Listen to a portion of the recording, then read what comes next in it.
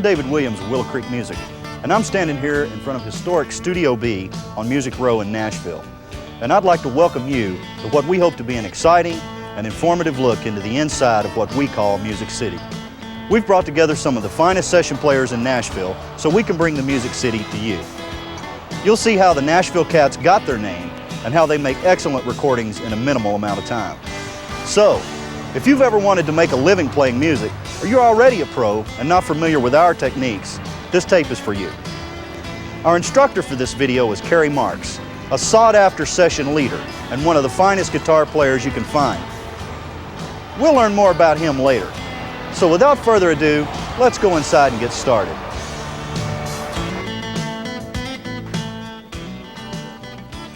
Hi, I'm Kerry Marks, and I'm here to get you started on the first tape in a series designed for people like you. People that no one could talk out of becoming a musician. I'm a guitarist here in beautiful Nashville, Tennessee, and I make my living playing on recording sessions. Here we have a really great tool called the Nashville number system that we use for writing chord charts on virtually all our sessions. By using this method, you can chart a song on the first listening, and you really don't even need to know what key the song's being played in. For example, last week I had a master session booked at 2 p.m. I had to write 5 charts for this session, and I didn't get my tape until 1:30. Well, of course, I didn't even have time to listen to each song twice, but by using the Nashville number system, I was able to get all 5 songs charted and be in the studio ready to play at 2 p.m.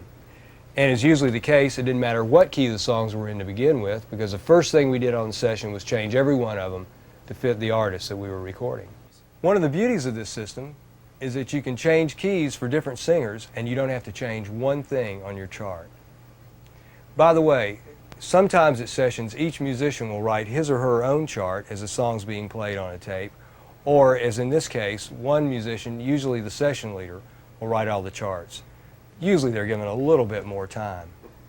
Now, it doesn't matter if you're fresh out of music school looking for a job in the recording industry, guy in the country band who gets stuck with writing the charts for the new tunes every week, songwriter looking for cuts by major artists, or even the kid whose parents bought this tape hoping to get you to do something besides sit around the bedroom playing guitar all day.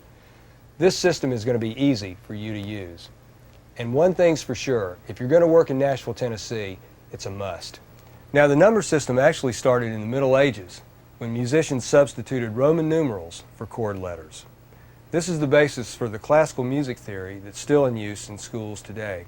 But in the 1950s, when Nashville was really starting to boom as a recording industry, Neil Matthews of the Jordanaires devised a number system for writing vocal parts, substituting numbers for chord notes in the major scale. You see, at this time, the Jordanaires were working several sessions a day and just didn't have time to commit all the harmonies to memory. In the early 60s, Charlie McCoy, David Briggs, and Wayne Moss, 3 of the 18 players here in town, expanded this concept, substituting numbers for full chords being used in an instrumental chart. Let's face it, these guys were probably just tired of every time a singer decided a song was either too high or too low, having to rewrite their whole chart in a different key. Well, this idea soon spread, and it's a standard method of musical notation used in Nashville today. Although, of course, I use the term standard very loosely, as there are as many ways to notate a number chart as there are musicians to write them. Today I'll be showing you some terms that are standard and give you some choices for some of the gray areas. But don't worry, if you write a chart using the method taught on this video today, any musician in Nashville, and probably most musicians around the country, will be able to understand it. In future tapes, we'll be discussing some more complex aspects of the Nashville number system, recording techniques, and much more. Now, if during the course of this video you feel discouraged, just remember, everybody, well, except me, of course, makes mistakes. So hang in there. The more you practice, the better you'll become. So let's get started.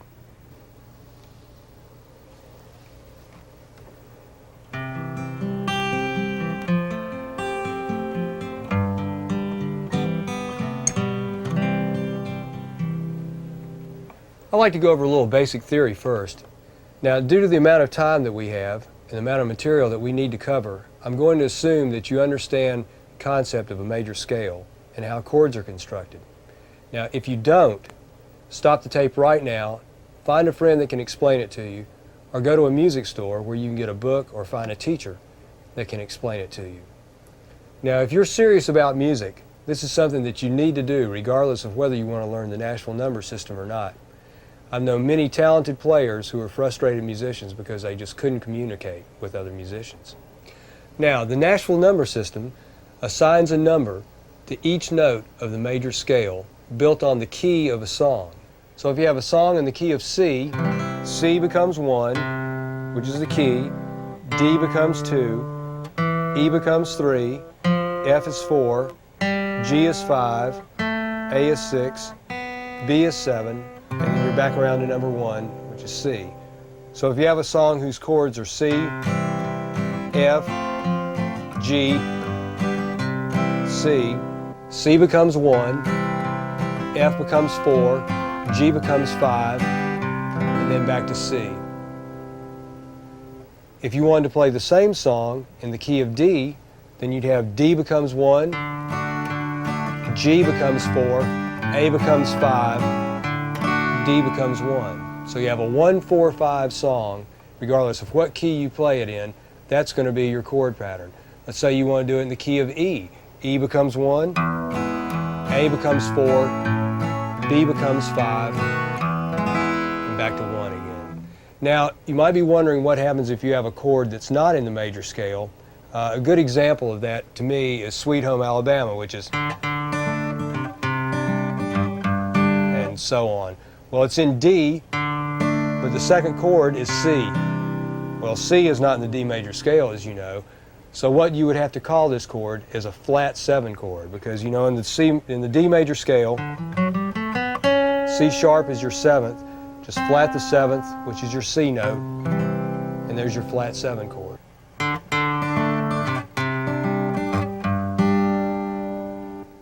This, incidentally, is one of those non-standardizations I was talking about. Generally, in a number chart, chords are flatted rather than sharped. For example, a flat 7, a flat 3, a flat 6, not a sharp 6 or a sharp 2 or a sharp 5. Now, there are exceptions, and we'll go over a couple of those later.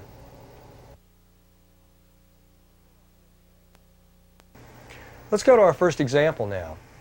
What we're going to do is roll a tape of a song, an easy song, and we're going to chart it this first time using letters.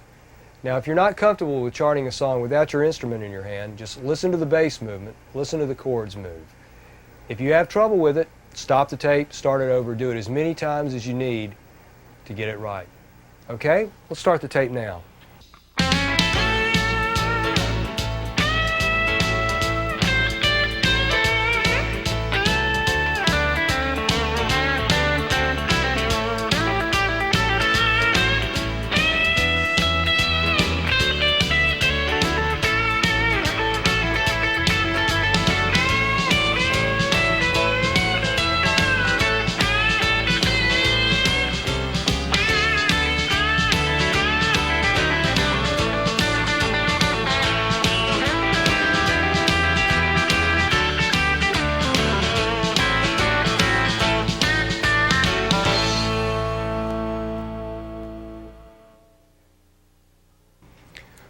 Okay, now before we go on, there's a couple of things that we're going to do. Number one, that was a 12-bar pattern that repeated twice. I didn't write it the second time because I had a feeling it was going to repeat. So the first thing we're going to do is write repeat signs.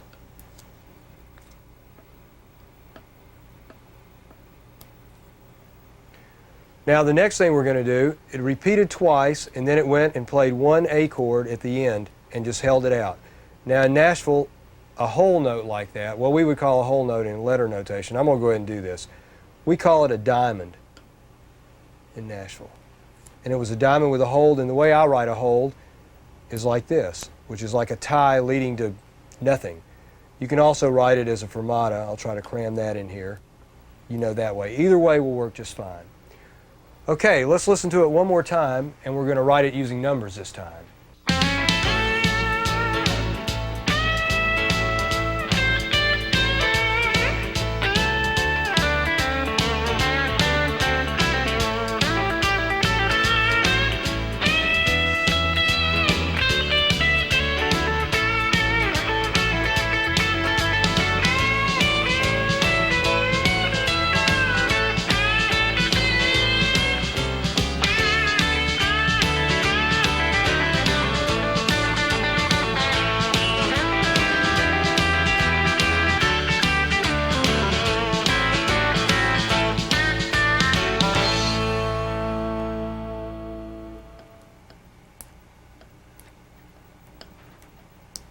Okay, now I hope you saw how that went by. The A was the 1 chord, the D was the 4 chord, and the E was the 5 chord. That's all it is to the Nashville number system. That's basically the whole concept.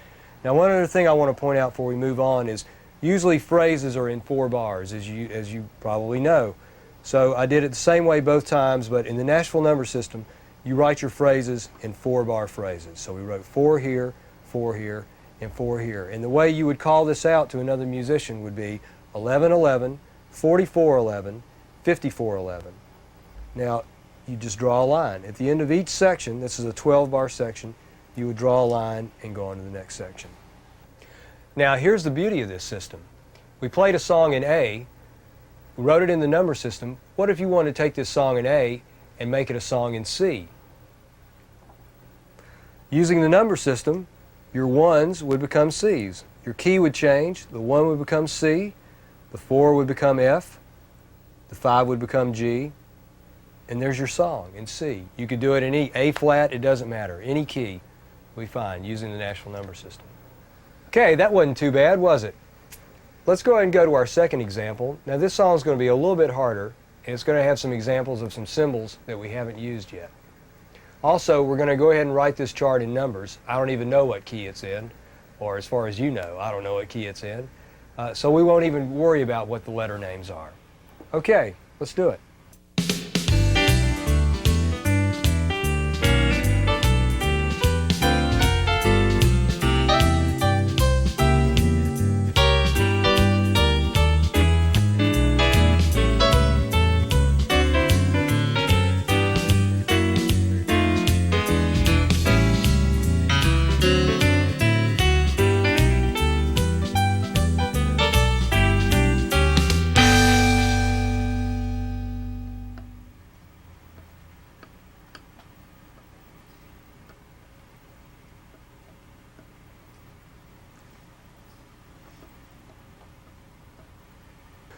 Okay, let's talk about some of the things we learned in this example.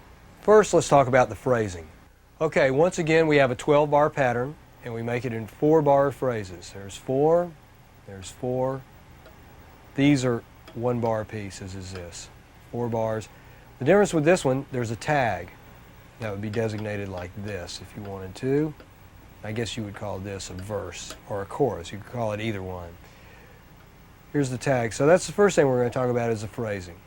The next thing we need to look at are these parentheses. Now what this means, a parentheses means there's more than one chord within this measure of music. If there's not a designation, it means that it's an evenly split bar. It's called a split bar. This is one, this is one, and this is one. Now, different people write them different ways. I use parentheses. Some people would write this bar, for example, like this. Some people would write it like this. Some people would write it like this. And some people would write it like this. There's probably some other ways that I don't know, but I like the parentheses, and it really doesn't matter. You can use any method you want. Okay, the next thing we'll talk about is this little P right here at the end. And if you'll listen back to the tape, you'll hear that the very last chord with the whole note, once again we'll put a tie on it, or you can put a fermata like we said before, was an eighth note ahead of the beat. And this is a little P, and that means a push, what we in Nashville call a push note.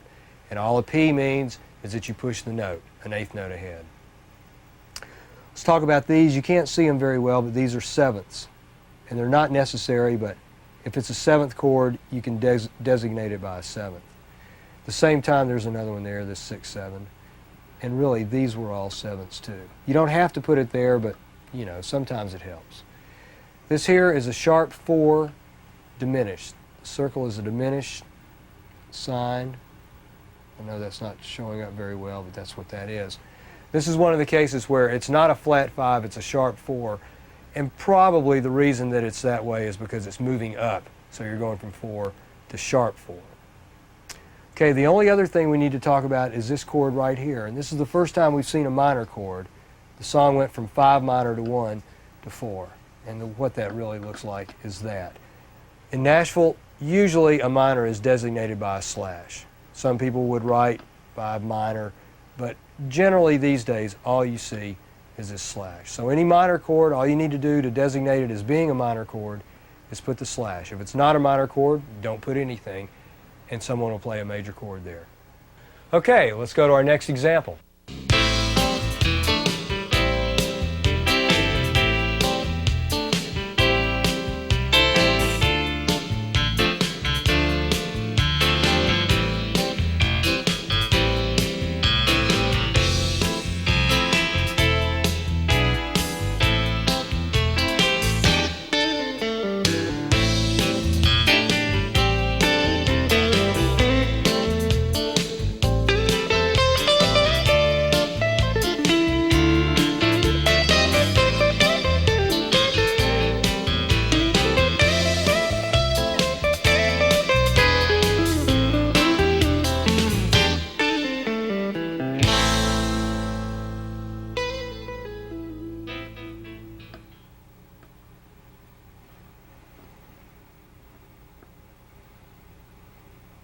Okay, our third example, first of all, the first thing we want to talk about, once again, it's a 12-bar pattern.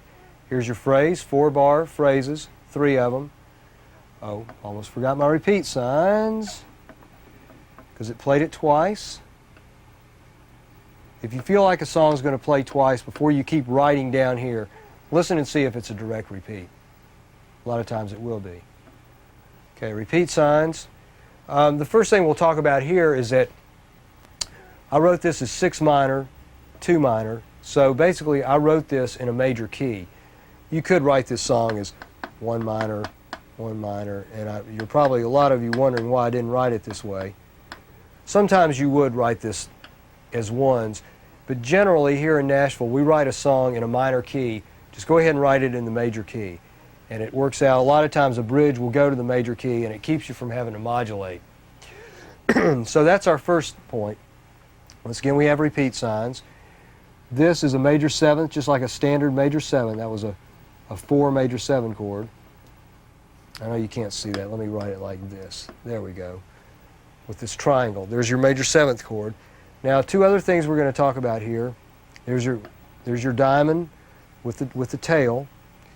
Now this right here, this is a 1 minor over 3. So if you have a chord that is over a different bass note, like with 1/3 of the chord in the bass, in this case it's the 5th of the chord in the bass, you write it with a slash. The bass player plays this, the rest of the musicians play this. There's that. Another split bar. It was split between this 1 minor over 3 and a 3. The 3 was a 7. You can put it, you don't have to. The other thing is this right here, which is kind of a new notation for us. I call it a Dorito because that's what it looks like. It could also be written like this. What it means is a dead stop on 1 and a pause for the rest of the bar. You could also write it like this, which would be sharp note on the 1, that's a quarter rest, kind of hard to see, but it's a quarter rest, and then a half rest. Or a Dorito. You can write it either way. There's a couple other ways, but the Dorito I think is a great tool because it's real easy to see, it's different from the diamond, and you don't have to go through all this stuff. Contrary to his claim that he never makes mistakes, in review Kerry was astonished to find he had written a 1 minor, whereas a 6 minor is the correct notation. Okay, that's enough of examples. Now let's go to a real song and one that you'll be familiar with. I feel tears welling up cold and deep inside, like my heart sprung a big break, and a stab of loneliness sharp and painful that I may never shake. You might say I was taking it hard when she wrote me off with the call, but don't you wager that'll hide in sorrow when I might lay right down and bawl. Now the race is on and here comes pride in the backstretch. Heartaches are going to the inside. My tears are holding back and they're trying not to fall. My heart's out of the running, too low, scratch for another to say. The race is on and it looks like heartaches, and the winner loses all.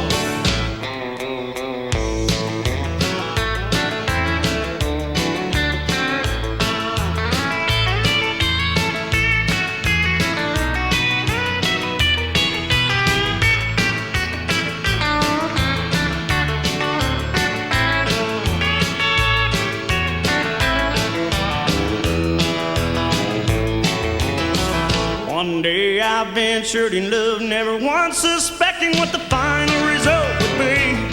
And now I live in fear, waking up each morning, finding that you're gone from me.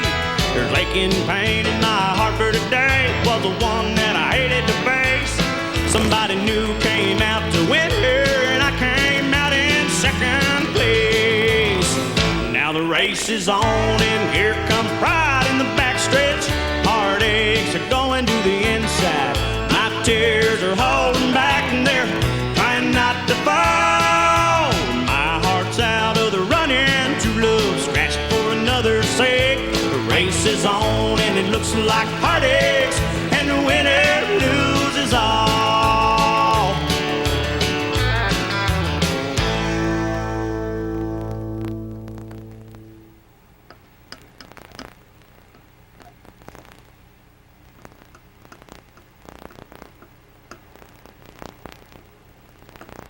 Okay, the race is on. Let's see what we need to talk about here. First of all, there's repeat signs again. Let's check these out. What this was at the beginning of this song and also at the top of the repeat, there were two bars where the vocalist had it by himself and the band didn't play. Well, now the best way to write that is an empty bar, and that's the way I'll write that as parentheses around a whole rest. So there's two of those in a row. It's really the best way I know to write that. I can't think of a better way or even another good way. Okay, we go on. Here we designated our verses, our choruses, our solo. This is the tag over here. If you run out of paper, just go to the other side. And as you can tell from my handwriting, it doesn't have to be beautiful. Okay, verse, chorus. This is the first ending. I made this one here a little bit larger than maybe I should have, but that's a 1 for the first inning. There's the 2 for the second inning. It really should be up here in the corner a little bit more than that, but that's the idea of that. See, there's split bars, 1, 4. Here's your Dorito, which is that dead stop that we had before. Solo, designated by a solo. Come to the end. Okay, we came back. This was the first inning. Second inning, we came over and we played these bars the same and then had our tag.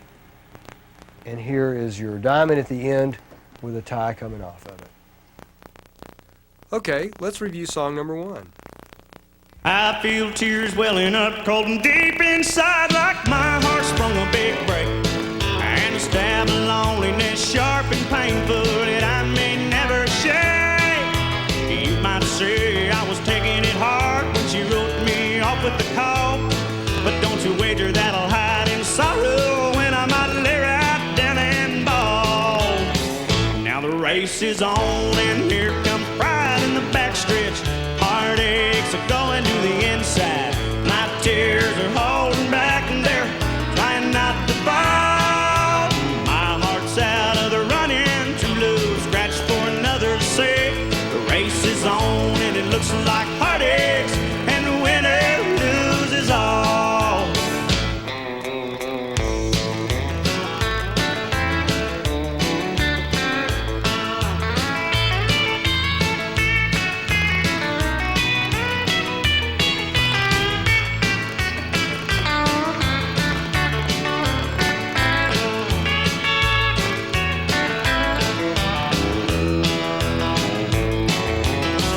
One day I ventured in love, never once suspecting what the final result would be. And now I live in fear, waking up each morning, finding that you're gone from me. There's aching pain in my heart for today, was the one that I hated to face. Somebody new came out to win her, and I came out in second place. Now the race is on, and here comes pride in the backstretch. Heartaches are going to the inside. My tears are holding back, and they're trying not to fall. My heart's out of the running, true love scratched for another's sake. The race is on, and it looks like heartaches, and the winner loses all.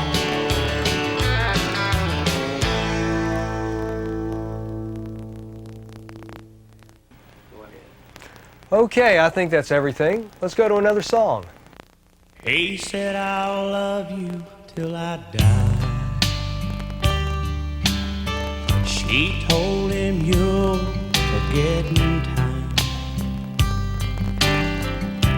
As the years went slowly by, she still preyed upon his mind. Kept some pictures on his wall. Went half crazy now and then. He still loved her through it all, hoping she'd come back again. Kept some letters by his bed, dated 1962. He had underlined in red every single I love you. I went to see him just today. Oh, but I didn't see no tears. All dressed up to go away. First time I'd seen him smile in years. He stopped loving her today. They placed a wreath upon his door, and soon they'll carry him away. He stopped loving her today.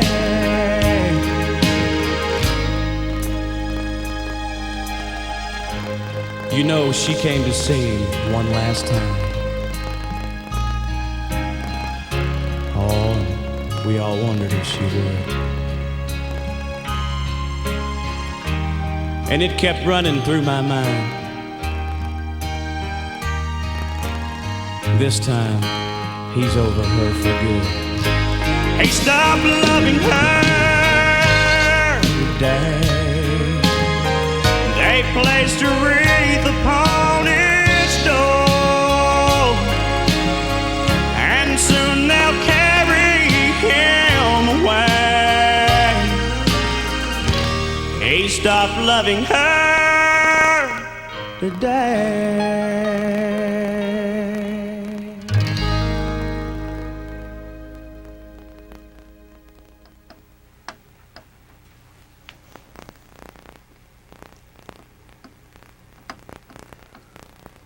Okay.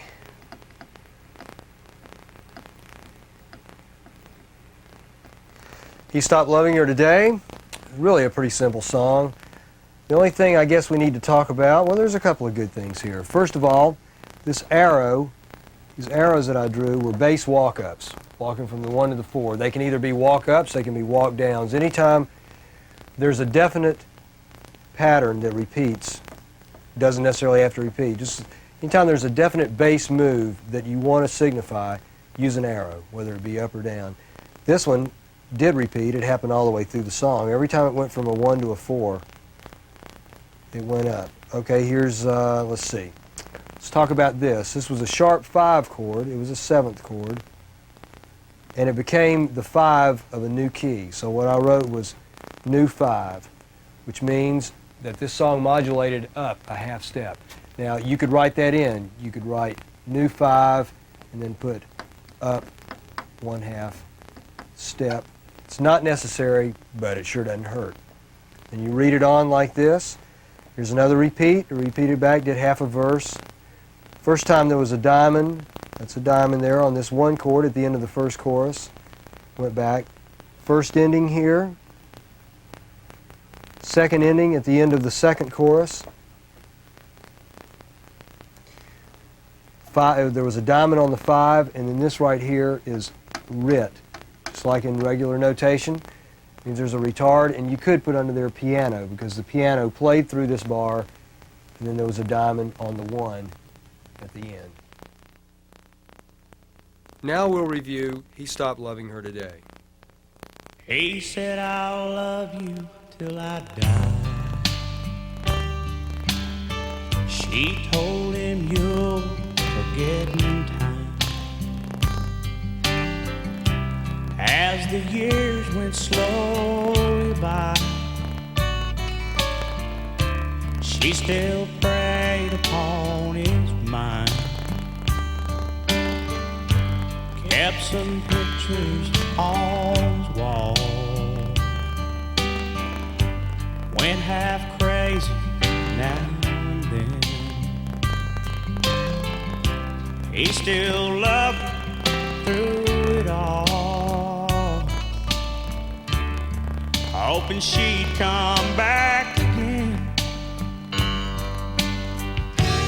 Kept some letters by his bed, dated 1962. He had underlined in red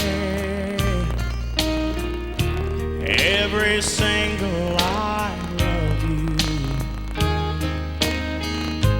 I went to see him just today. Oh, but I didn't see no tears.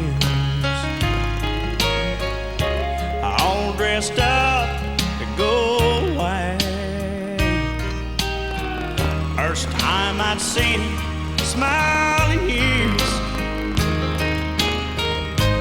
He stopped loving her today. They placed a wreath upon his door, and soon they'll carry him away. He stopped loving her today.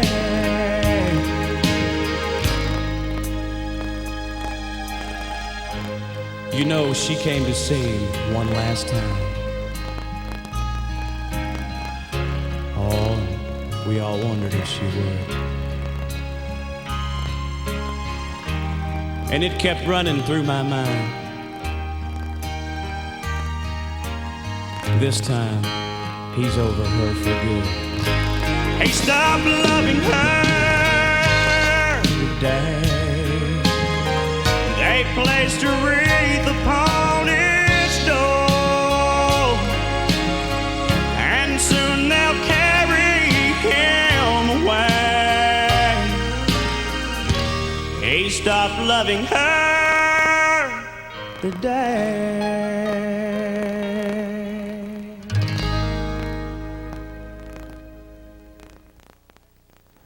Okay, for our last example, it's another familiar song, but we're going to do something a little different this time. You're going to chart it, and at the end we're going to see how you did. So, here you go, here's your chance.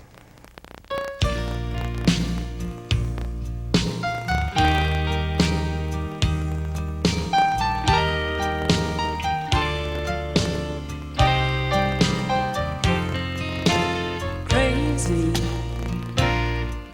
I'm crazy for feeling so lonely. I'm crazy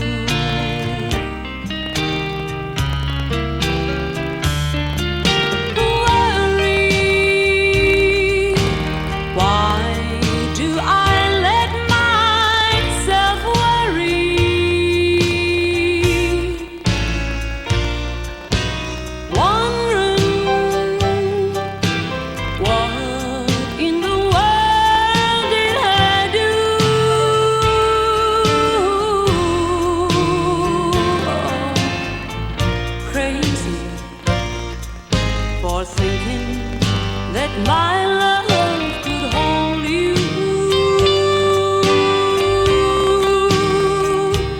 I'm crazy for trying and crazy for crying, and I'm crazy for loving you.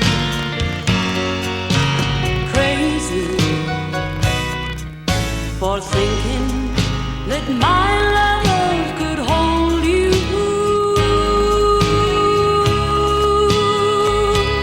I'm crazy for trying and crazy for crying, and I'm crazy for loving you.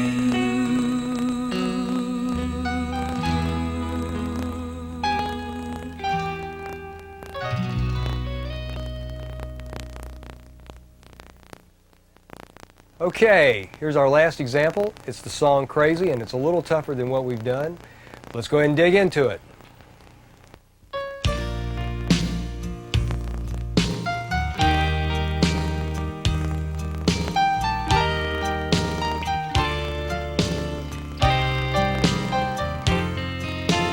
Crazy, I'm crazy for feeling so lonely. I'm crazy, crazy for feeling so blue.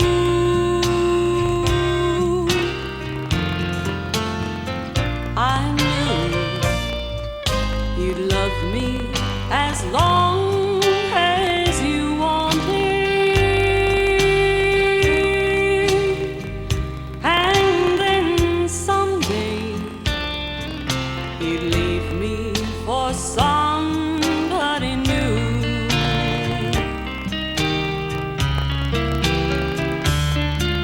Worry, why do I let myself worry?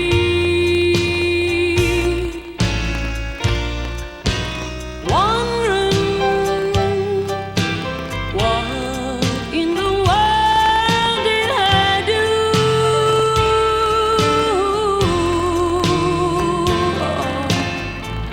Crazy for thinking that my love could hold you.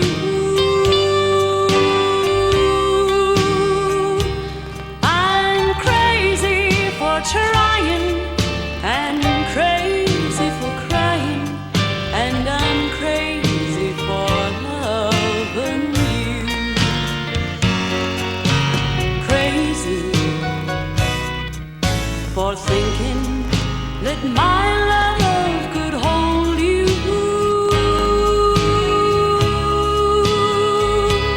I'm crazy for trying and crazy for crying, and I'm crazy for loving you.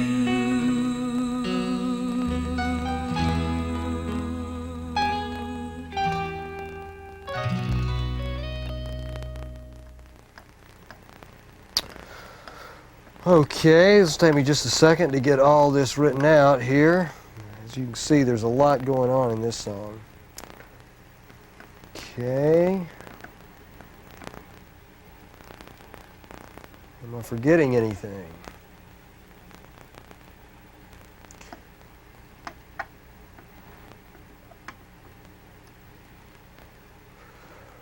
Okay, let's see. That wasn't necessarily easy for me. If it was easy for you, you're doing great. We have some split bars. This is the intro. I'll write intro in, just anywhere you can get it in there. Intro, verse, chorus, another verse, and the out. Okay, really this is a bridge. I'm going to call this a bridge and not a chorus. Okay, let's see. We have this is a sharp 1 diminished chord, kind of like our 4 sharp diminished in that last song. That's a sharp 1 diminished.